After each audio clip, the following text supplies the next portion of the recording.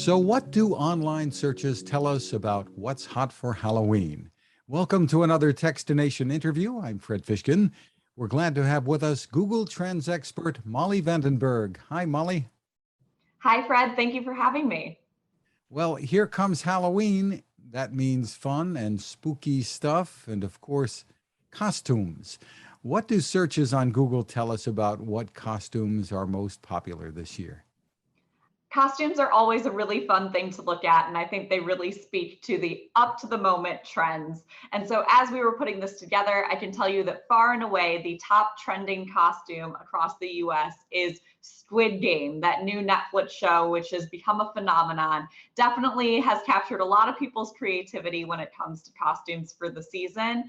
It's also followed up by Gorilla, Britney Spears, Venom, and Carnage as well. And with Squid Games, I guess you have a choice of different looks because there are a lot of different things that you could be related to the Squid Games. Some of them pretty scary. That's very true. There are a lot of different options. So you have the players, you have the monitors. I think people will really get creative with it. Now, you also looked at couples costumes, baby costumes, and dog costumes too. What's popular? There's something for everyone. And when it comes to couples costumes, I really like this category because it felt very nostalgic to me. I grew up watching The Fairly Odd Parents on Nickelodeon, and with a lot of interest in that show as they plan to revive it for Paramount Plus, the top trending couples costume is actually Timmy Turner and Trixie. And so that's definitely something that I think harkens back to a lot of people's childhoods, and Cosmo and Wanda make that list as well. They're alongside other favorites like Bonnie and Clyde and Mr. and Mrs. Smith. You've looked also at some other things like decorations and patterns for jack-o'-lanterns. What are people searching for? It wouldn't be Halloween without jack-o'-lanterns, so I think you're absolutely right. One of the really fun things is to see what people are planning to carve into their pumpkins this year. And when we look at those popular patterns, the most searched are eyeball, butterfly, ghost, hocus pocus, and fox. I have to say, some of those sound like they might be above my skill level, but it's always interesting to see what people come up with. I'm kind of surprised the Squid Games didn't show up there, like circles and triangles and whatever. But maybe that'll happen too. Who knows? So there's also the category, maybe my favorite, of candy. What are there differences? Have there been changes in what people look for when it comes to Halloween candy? Candy is my favorite thing about Halloween too. And one thing that we thought would be kind of fun to look at is whether certain parts of the country were searching for M&Ms or candy corn more. And I can tell you that most states currently are searching for candy corn more so than M&Ms, both of which are Halloween favorites. But when it comes down to it, I think that a lot of people love the treat that they can only get their hands on one time of the year. And that, of course, is candy corn.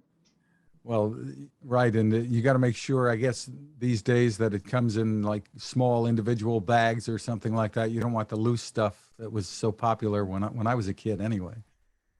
That's very true. Top of mind for a lot of people is still safety and making sure that they're approaching their celebrations with a lot of caution.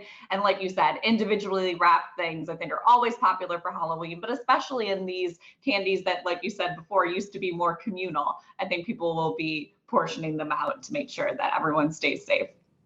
And of course, Halloween also reflects on our entertainment choices.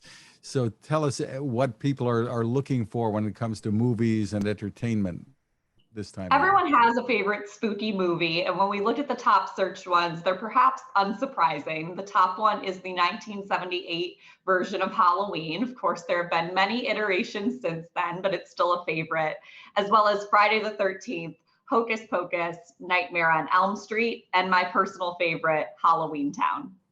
Well, it's going to be a fun Halloween despite the pandemic. Hopefully, people will get out there, have the kids trick or treating and whatnot. And it happens on a weekend this year, which is a nice thing for a lot of people. Absolutely. I think that so many folks are looking for a reason to celebrate, and I think that everyone can find a way to do so that's comfortable and safe. So, hoping that everyone has a very happy Halloween.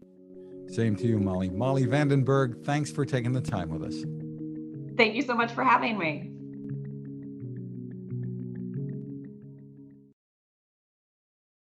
Now this.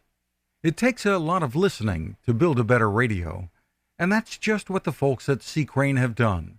Bob Crane and his crew, nestled among the rivers and tallest trees in the world in Fortuna, California, have made a habit of listening to their customers.